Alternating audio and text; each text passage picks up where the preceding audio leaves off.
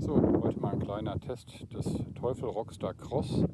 Und zwar das alte Modell, hat auch schon ein paar Tage auf dem Buckel, habe ich mir gebraucht gekauft, weil mir eine der ganz kleinen Teufelboxen kaputt gegangen ist. Der hatte auch schon vieles hinter sich und hat mir schon viel Spaß gemacht. Ich wollte jetzt aber so ein etwas größeres mobiles Gerät mal haben. Habe noch den ganz großen Teufel, der natürlich auch nur bedingt mobil ist, aber da natürlich draußen schon richtig Spaß macht. Und ja, machen wir mit GEMA-freier Musik einen kleinen Soundtest und wir werden auch mal die maximale Lautstärke jetzt testen. Wollen wir mal eben schauen, was wir hier jetzt so haben.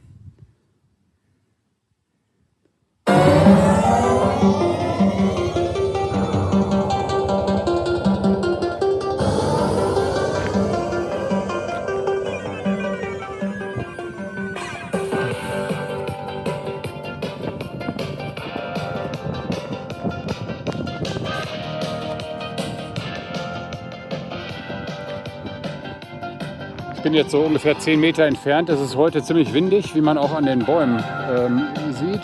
Wackelt schon einiges auch an den Gräsern. Und für mich ist der Klang auf jeden Fall sehr, sehr gut. Für so ein kleines Gerät kommen auch die Bässe rüber.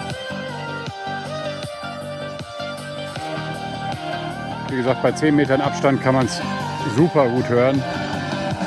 Ja, und der Klang ist auch aus meiner Sicht wirklich gut. Ich habe schon viele verschiedene Boxen gehabt.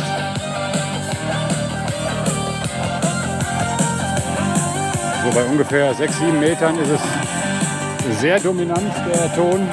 Wie gesagt, maximale Lautstärke.